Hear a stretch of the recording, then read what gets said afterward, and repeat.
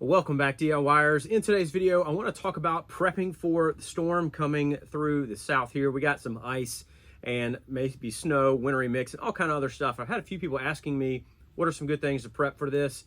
And even what are some things I recommend you guys doing as well. And so I want to talk to you just a few things about what I recommend and actually what we're doing to prep for this winter storm coming up here. As you can see here in the quick picture, is coming right through the south, kind of all the way through even like a little bit in the Midwest and even up the East Coast. But a bunch of different places are going to be hit hard. And so I do want to make sure that we are prepared as we can be for this storm. A couple small things that we're doing. Number one, we're charging up all of our flashlights. So if you have any of these flashlights, these are Olight, but I have a bunch of different ones like this. These need to be charged.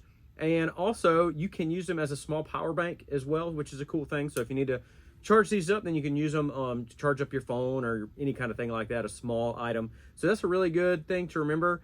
Charge up your flashlights, but also have some flashlights with batteries as well. So that way you'll have plenty.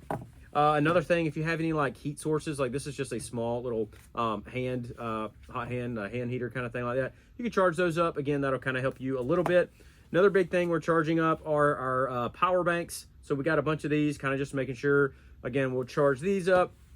That way you can charge your phone. You could even charge these back up in case something dies, you know, your small little flashlights or any kind of thing. But if you have a few of these, that's a great thing to go ahead and charge up as well.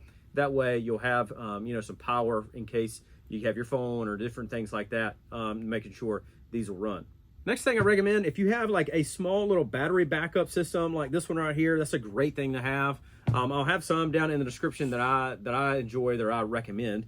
This is one that someone sent to me to review, and I really like it because it's really small. You can see how small it is. It's pretty lightweight, but it's also not a big, heavy thing, so you're not going to be able to run your house at all with this. I mean, this can only run a few little items, little small things, but it's still great to have because you can always take it with you into a different room or different things like that. So again, this is a small one. You want to make sure these are all charged up.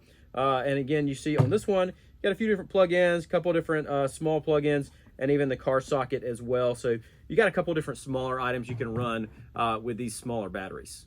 I also recommend if you have a generator, make sure that it is gassed up and ready to go. So you will need gas for those. Also make sure that you have plenty of oil for those and that you run them before you use them. I actually just have my generator over here, just ran it a couple days ago, making sure that it works and that is ready to roll. So you want to make sure you get some gas. If you don't have a gas canister, go ahead and grab you one and fill that up with gas and get you a gas generator. I will have some down below that I enjoy, that I have worked with, and they work well. The one I have right here is that someone sent to me, and again, I have a video on that one if you're interested. But all of these are great, and again, it's getting close to the storm, so if you don't have one, I recommend you trying to find one in your area. Just go to the store, whichever one you can probably grab right now. But there are some down below that I do recommend. So you can grab the gas generator. Big thing on that, make sure that you have it outdoors. You don't want to have this thing indoors, because if you have it indoors, there's definitely a dangerous issue. Like for our house here in our garage, it's a drive under garage, so gas would like get into our house. You definitely don't want that. You want to make sure you have a well ventilated area, or even just run it outside to be safe. That's probably your best bet. They also have backup batteries.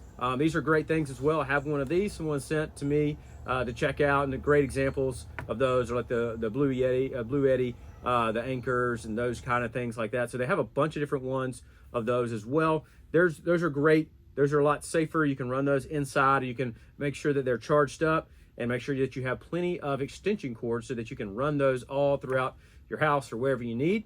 Another great thing about having a generator or even this backup battery is you can plug it up into your house to make sure you can run some of your items. Now you want to make sure that that is installed properly. You will need, you know, the kill switch, and make sure that you have the correct plug-in and every kind of thing like that. I do not have that at my house. I just have the generator. We're going to plug a few things in so that we can do stuff. But those are great things to make sure that you have for, you know, again, making sure that you can do some basic stuff. Runs the AC, or excuse me, not the AC, run the fridge, run the maybe some space heaters, and, you know, run microwave, any kind of basic things like that. Another thing we're prepping with is making sure we have plenty of food and water. You just want to have a lot of water, whether you have water bottles or gallons of water or whatever that might be, because if your power goes out, you know, you won't be able to get water out of the fridge and different things like that. So you can grab plenty of water to make sure it's safe. And again, you can even fill up your bathtubs and different things like that to make sure that you have plenty of water in case you need it for flushing toilets or different things. So that's also another great thing to go ahead and do, and just make sure that you are prepared for that as well. Another thing I just thought of is grabbing some propane if you have a propane gas grill. That way you're always able to cook. Also, if you have those like little My Buddy heaters, those are great things to run and keep you warm. And there's all kind of things. I was at Track Supply this past week, and they had like 15 people waiting for some propane. So if you don't have a propane tank, or if you don't have any propane, probably a great thing to go ahead and get out there and grab some. Or if you have charcoal grills, I got a couple old school charcoal grills, as well as my Pit Boss grill. So you can grab some charcoal. That way you'll always be able to grill or cook something. Even if it's cold outside, you can grab that grill and cook some stuff.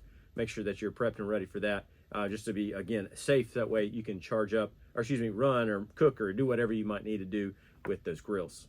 Another thing I recommend is having plenty of firewood. If you have a fireplace, this is something we've been doing this week. We've been splitting a lot of firewood.